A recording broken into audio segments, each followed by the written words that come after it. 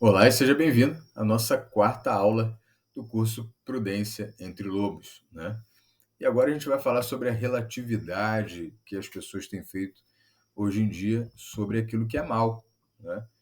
Então, muita gente aí que agora relativizando, né, aquilo que a gente conhece como bem e como mal.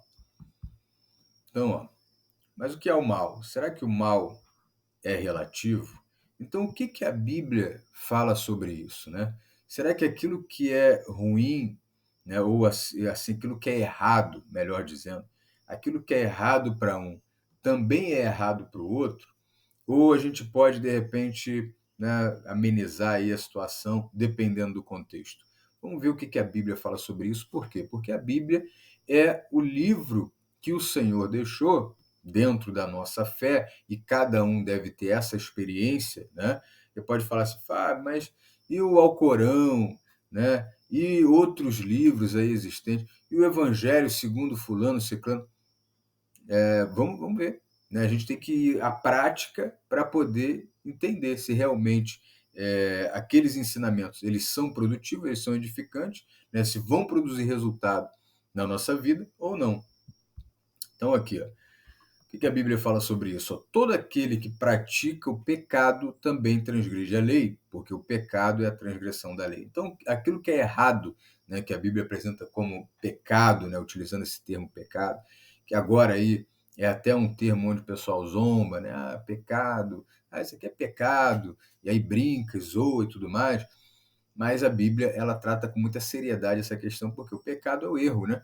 O significado mais comum do termo original é errar o alvo, né? Então você tem uma meta, que foi a que o Senhor deixou, ali em Mateus 5,48, que é ser perfeito, né? Ser íntegro.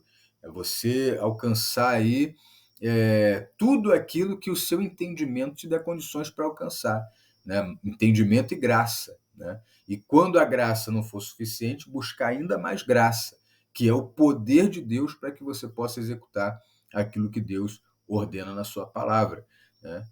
Basicamente, porque a revelação ela pode também ser direta para você dentro de um contexto mais específico, mais pessoal.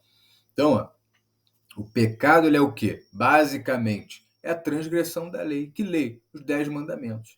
Não precisa nem eu falar sobre o assunto. Olha aqui, ó.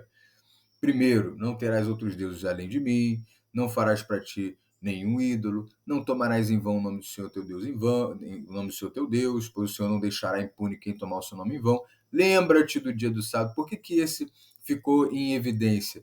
Porque foi esquecido. Porque foi esquecido. Você vê que o mandamento ele começa com lembrar-se, né? Lembra-te, mas na verdade o que aconteceu foi que ele foi esquecido. E aí, hoje, a gente vê muitos sendo enganados por falsas interpretações de uma coisa que ficou bem clara e está dentro dos 10 mandamentos. De repente, você nem sabia. Porque muita gente que eu já conversei durante essa minha caminhada cristã não sabia que o mandamento sobre o sábado ele fazia parte, na verdade, ele faz parte dos 10 mandamentos. Então, mais um ponto aí para a gente poder estar atento. Porque quando o adversário ele consegue ganhar legalidade para atuar na vida de alguém, ele tem mais sucesso, né, nos seus empreendimentos, nas suas investidas. Então, quando que ele consegue legalidade? Quando a pessoa ela peca.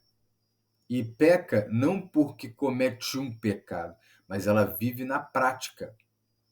Então, como que pode? Poxa, mas o meu pastor diz que não tem nada a ver, que é qualquer dia, que não é dia nenhum, enfim, que é domingo. Como é que se faz? Através de um relacionamento com Deus. Não acredite em mim, não acredite no homem, acredite naquilo que você vai ouvir do próprio Deus. Busque intensificar, tornar mais íntimo o seu relacionamento com Deus, para que ele possa te orientar e dar a interpretação correta sobre isso daí. Depois, é claro que você fizer a sua parte. Converse com quem considera esse quarto mandamento um mandamento em vigor até o dia de hoje. Converse com quem inventou alguma coisa, enfim, né? Disse que não é mais, porque Jesus curou no sábado, porque Jesus fez não sei o que no sábado. Então, eu converso com essas pessoas, avalie, chegue a uma conclusão, porque é um trabalho investigativo. O estudo bíblico é um trabalho investigativo. Por quê? Porque a gente está lidando com um livro que foi escrito há mais de 2000 anos, que começou, né, a ser escrito há mais de 2000 anos, que tem diferentes escritores, né? O autor é o Espírito Santo, mas diferentes escritores de diferentes épocas, com uma linguagem diferente, até mesmo para o próprio povo de onde se originou, porque o hebraico que é escrito ali, o Antigo Testamento, ele é o hebraico antigo. Hoje já tem um hebraico moderno, né? Que muda ali muita coisa. Inclusive no hebraico antigo não tem vogal. Então, o próprio grego, né? O grego, até onde eu sei, que é o grego koiné, que era utilizado, hoje já não é esse mesmo grego. Então, assim, dentro da própria cultura, do idioma, né? Do povo, de onde se originou essa literatura tão maravilhosa, esse livro revelado, esse livro inspirado aí da parte de Deus, hoje também já não é tão simples de se entender. Então, seja você de qual cultura for, existe a necessidade de um estudo, né? A Bíblia é um tipo de livro que não deve ser lido simplesmente, mas ela deve ser estudado. E para você estudar um material, para você estudar um conteúdo, para você se aprofundar no ensinamento, você precisa dedicar tempo. Mas, infelizmente, hoje, as pessoas, inclusive o povo de Deus, têm dedicado tempo a série, a filme, a novela, a luta, a jogo, a uma série de coisas, a conversa fiada, uma série de situações, menos ao estudo da palavra de Deus. E isso, logicamente, que vai levar a pessoa à ruína. Porque se a gente tem um livro da vida que nos mostra como devemos viver a vida, que nos revela a vontade de Deus, que nos mostra o caráter de Deus, para que a gente conheça mais de Deus, comece a entender mais sobre os seus projetos, sobre a sua criação, sobre o contexto que a gente vive. Se a gente ignora tudo isso, como é que a gente vai conseguir ter sucesso na vida? Como é que a gente vai conseguir ter bom êxito? Como é que a gente vai conseguir superar as adversidades que surgem na nossa vida? Então, coisas que a gente deve estar completamente ciente, né, em relação a todo esse conhecimento, para que a gente possa fazer tudo aí de acordo com a palavra de Deus e impedir o adversário de acessar, digamos assim, né, a nossa vida. Então,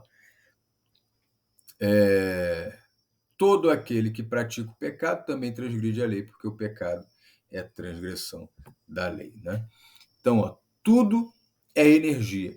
E eu quero falar sobre isso daqui na próxima aula, né, na aula 5, onde a gente vai falar sobre algumas questões assim que existe um certo bloqueio, né, em algumas igrejas, um certo preconceito, mas você vai perceber que é pura ignorância.